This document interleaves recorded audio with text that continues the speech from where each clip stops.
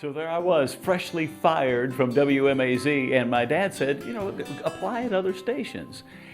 And what I had heard would happen actually happened. A couple of weeks went by, maybe a couple of days, I don't remember really the time, maybe a week. And I go down to WNEX and I filled out an application, and they asked if I'd had any previous experience, and I said WMAZ AM. 2 days later, I get a call, and somebody says, we've had somebody that can't come in to pull a midnight shift. Can you help us out? And I said, yeah, of course. And went down and worked the midnight shift. And it seems to me, and I have a difficult time in putting these pieces together, but I really never left the Big X after that. It was one of these, you know, hey, you know, the guy sounded pretty good, and okay, how about we put you on a couple of weekend shifts and work Sunday afternoon for us a couple of weeks. And then it turned into a full weekend gig where I was working eventually Friday nights, Saturday nights, and Sunday afternoon. So I was making almost the same hours that I was at WMAZ, but playing rock and roll in a place where I really need to be. The other important thing about this time period of the Big X is people that will make a huge influence on me and my radio style I'm starting to meet and interact with, and it was the perfect place for me to be. WMAZ was a wonderful training ground, but it wasn't the kind of music that I listened to, and the audience was the perfect audience. Imagine, I was a teenager broadcasting to teenagers on a teenage radio station. So now I'm going to start naming some names. Some people that had a huge influence on me when I first started at WNEX were, of course,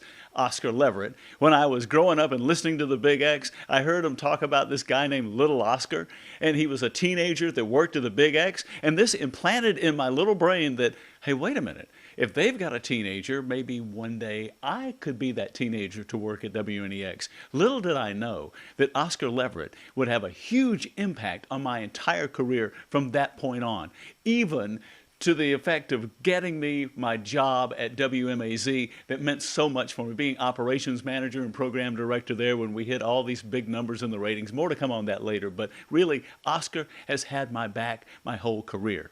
Another person is Paul Beliveau. Paul is a great friend, and one of these people that when you hear him on the air, you're going, wait a minute, this is entirely too entertaining to be on radio. He was interacting with records in ways that I'd never heard anybody, sort of introducing comedy into them in certain ways. I'll give you an example. There was a song called Susan by the Buckinghams. There were two versions of it. One, right in the middle of the song, has this huge dissonant sound and screaming, and you hear something crashing, and then it goes back into the regular record. Paul says on the radio, I think Susan has fallen down the stairs. And I'm in a fit of hysterics.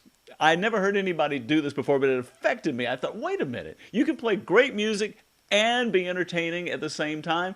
And this stuck in my little pea brain and never left. Terry Taylor was another guy that had a huge influence on me style-wise because he did the Q format. That was a big Bill Drake thing that was going on back in the 70s. Anyway, little did I know that Bill Drake and one of the guys that worked with him, Danny D, would have an effect on me later. But that's more to come. But as I'm listening to him, Terry Taylor did this format. And it was the kind where the music never stopped. Things just kept moving forward. There were some disc jockeys from the 50s and 60s that were on the air at the Big X then, and they were kind of laid back, and you'd hear them take the record off and put another record on, or just sort of meander along. But Terry's show was succinct, and Beliveu's was the same way. So I started to get an idea that these guys not only were great disc jockeys, but they were great because they were entertaining, but also what they called their board work. Their engineering at the radio station was so tight and so top-notch. And I thought to myself,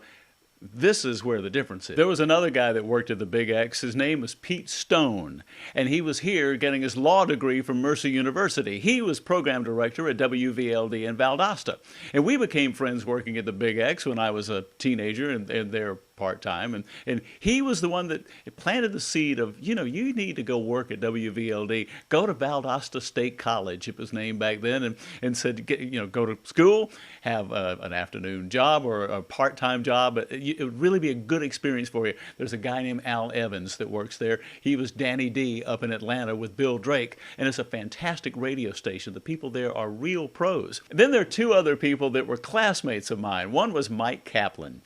And Mike was the first guy that ever did, quote, voices on my radio show. In other words, he could imitate Fat Albert and some other character voices. And he'd come in. I said, "Why don't you do some drops?" The other guy was Jeffrey Henderson. This guy should have been a professional comedian, and I don't know why he didn't. He and Blake Clark, who was a teacher at a local high school here, they went out to California to be discovered.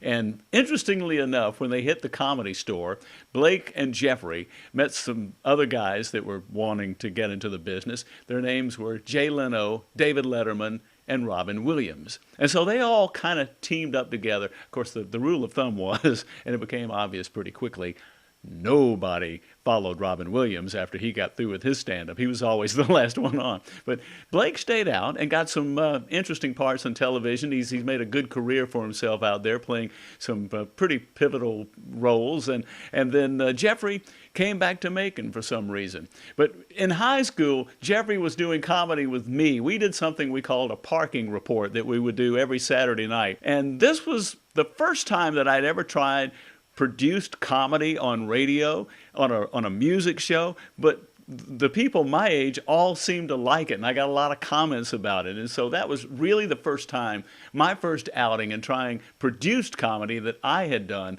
to put on radio. And it really became kind of a thing from station to station. We're not through with WNEX yet. That's coming up next.